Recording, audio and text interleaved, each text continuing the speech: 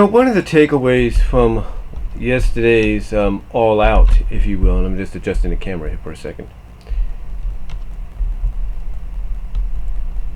There we go. Oh, hold on. And, yeah, there we go. But anyway, like I said, one of the takeaways from yesterday's All Out event, and it really follows through, really continues on to what we kind of got at Double or Nothing, if you will, is the whole thing with Brandi Rhodes. You see, Brandi Rhodes apparently is being positioned in All Elite Wrestling as this corporate heel. Basically, as I super chatted to Delexman yesterday, she's being positioned as basically the Stephanie McMahon of AEW. She knows she has this power, so she's going to use it to her advantage and do whatever she wants. And to me, this is a great move. I know it sounds crazy, but hear me out. You see, obviously AEW, Cody, the Bucks, Omega, and even Brandi herself, and many of the people that work alongside them are aware of how people feel about them kind of running a company. Being in control of a company that's in reality owned by the Khan family, the people that own the Jacksonville Jaguars. So, by having Brandi be portrayed in this manner kind of works. Because it's showing that, like I said, they're self-aware of how a lot of insiders in the business and a lot of fans, if not even people that currently work in the business, feel about them being part of this company and feel about them running this company. Because there is a shared, believe it or not, there is a shared mindset that the only reason Cody and the Young Bucks and Brandi and Hangman Page and Kenny Omega, well, mostly Cody and the Young Bucks and Brandi, got the Khan family to agree to do this was so they could have a platform that they could showcase their talents on and basically show to the world, mostly the former employer, this being Cody and Brandi more so than anyone, and the potential future employer, or would have been potential future employer for the Bucks, that, hey, see, we could be top people, we could be top champions, see, you missed out on us, this is what you could have got, da. And to me, coming out of Double or Nothing, and then of course yesterday out of Fight for the Fallen, to me, setting Brandi up in this position really is a good idea, because because obviously what it seems to me, and you already see this with Kip Sabian and his kind of promo that he did during the buy-in towards Hangman Page, and about how Hangman is supposed to be about earning and stuff like that, and yet here you go. I mean, even Chris Jericho kind of alluded to that in his promo. A little bit, not much, but mostly you had people like Kip Sabian and a few others on I believe the Nightmare Family YouTube channel and the Being the Elite and the AEW channels, and even here at Fight for the Fallen, acknowledge the fact that for some odd reason, you have Kip Sabian basically said Adam Page seems to have been gifted this title shot instead of really earning it. It's like the storyline is starting to play. It's like you see the beginnings, the foundations of a storyline starting to play out of the Elite, mostly Brandi, like with Brandi Rhodes, and now Adam Page being tossed in there, and then probably eventually Cody and the Bucks being tossed in there as being in question as to what their true intentions with All Elite Wrestling is. Is it to give everyone a chance to shine? Is it a promotion for everyone? Or is it a promotion just about themselves? Is it a promotion being founded so that Cody could show WWE, see Vince, you could have made me the WWE champion, and all that. One can't really say. But you're starting to see that a little bit with this whole Brandi Rhodes character. You're trying to make her sympathetic in the heelish kind of way, but you also have someone like Allie, who right now is her first, I think, rival feud, that's not buying into it. And now you're adding in the elements of not just Awesome Kong siding with Brandi, but you have Aja Kong, who has a history with Awesome Kong, who trained Awesome Kong, coming in to side with Allie. And it's like you're setting up possibly for a tag team match at All Out, to where I would assume that if Allie and Aja Kong win, then Brandi Rhodes, I would assume Brandi Rhodes' power would either temporarily be stripped from her until the October premiere on TNT, or Brandi's given the option of, hey, you don't want your power stripped, you have to admit that maybe you're not as good as you say you are, and that you're scared to compete. Again, I don't know. I don't know if that's what they would do, but to me, logical sense would say they have to go in a direction like that. Like I said, logical sense would be they'd have to go in a direction like that.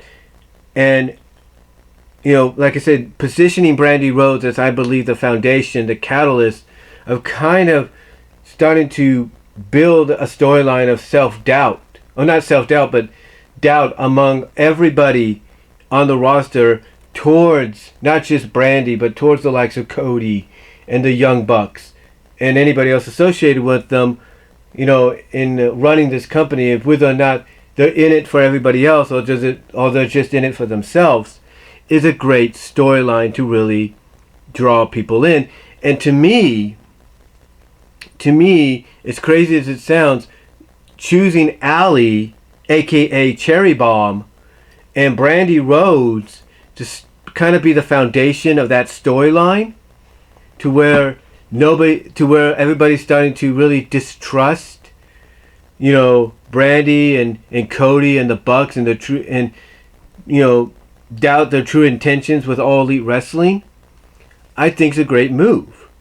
I mean, it would explain, if they want to incorporate this into the storyline, it would explain why Shawn Spears, aka Ty Dillinger, whacked Cody with a chair.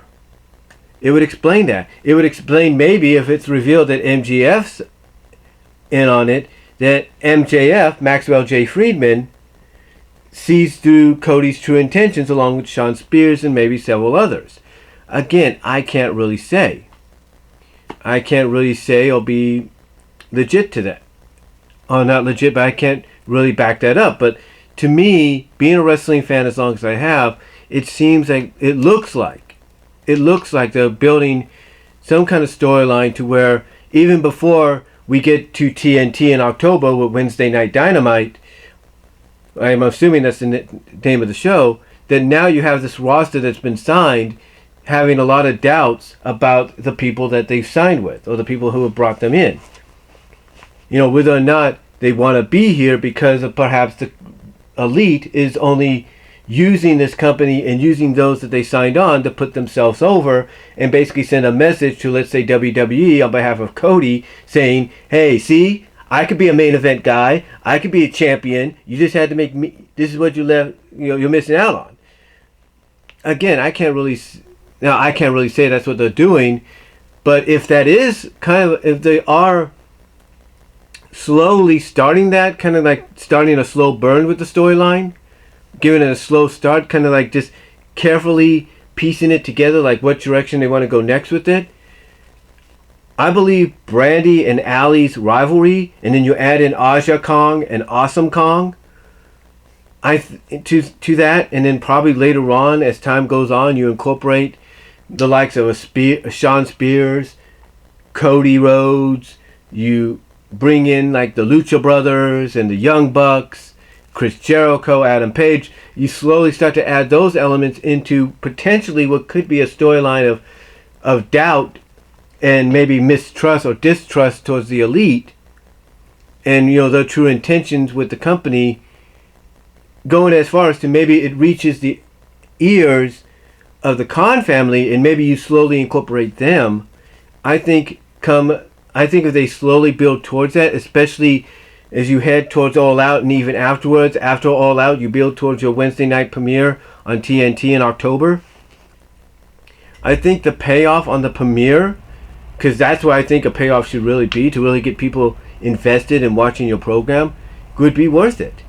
Because in front of the world, you either expose the elite for who they really are and what their true intentions are, maybe follow the similar path, maybe not as identical, but similar path to the whole 10-10-10 deal that Impact Wrestling, TNA, did about 9 years ago, with the beginning of Immortal and Bischoff and Hogan suckering Dixie Carter into signing something that gave them control of the company. Whatever, maybe not as similar or identical, but maybe do it somewhat in reverse, to where maybe the Khan family gets wise to what's going on, and then they reveal to the elite, oh, by the way, you're still with us, you're still part of AEW, but for the rest of the year, we're stripping you of your power because we see right through you, we see your true intentions. It could work. I think it could really get people invested in watching the show, because then not only do you finally establish maybe a group of mega heels who used to be in control, still somewhat all behind the scenes, but on screen used to be in control, but now are not anymore. You could have that group go on a tear to get revenge on those that exposed them.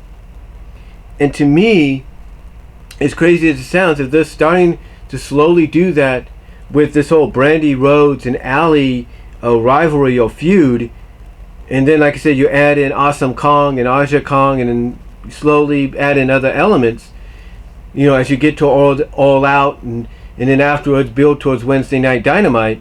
I think that premiere on TNT, if this is what they're doing, and we get some kind of payoff with it on that premiere, will be well worth it. It'll get people talking. I really do. Because yes, behind the scenes, real life behind the scenes, they'd still be running things, they're still helping out, but on screen, you're establishing this huge heel not huge heel faction, but decently sized heel faction that's going to be out for revenge against those that exposed them for their true intentions. I think, honestly, I could be wrong about it, but if you really want to get people to pay attention to your product, especially on the premiere, to where after the premiere they just keep watching, they want to come back and watch more and more and more, and you're going in competition with NXT from WWE on the same night, this is the way to do it. This is, to me, is probably the best way to do it. And to me, that's why I look at this whole Brandi Rhodes thing that they're doing with her, especially now that you incorporate Nally and all that, and Awesome Kong and Aja Kong, and like I said, maybe slowly some other ingredients to it. I think it's going to give us a good payoff, especially at the premiere of Wednesday Night Dynamite. I really do. And again, I might be wrong, but again, what I put it this way: what other ways can you think of to get people to tune in and watch your product, especially on its premiere, and get people to rewatch it on demand on your YouTube channel, wherever, watch the replay. I'm just saying. I think, again, my opinion, but I think that's what they're going with in the beginning it, the building the foundation of it with this whole Brandi Rhodes storyline of her being this corporate heel that they want you to feel sympathetic for, but she's a hypocritical sympathetic. Like, she's hypocritical in being sympathetic because she's really a heel that makes you want to feel sympathetic for her, but she's just using sympathy to get favoritism and all that. So, again, I think that might be what they're doing. I could be wrong. We'll just have to wait and see as the weeks and months go on towards All Out and then Wednesday Night Dynamite. But let me know what you guys think. Do you think that could be a reasoning why they're positioning Brandi like this? And my toe just hit the tripod there, but do you think this is a reasoning that they're doing this with Brandi? Let me know down below. Comment if you like. But let me know if you think this is the start of something bigger as we head towards Wednesday Night Dynamite, where we could get a payoff from it. Let me know down below. Comment if you like. I'll talk to y'all later.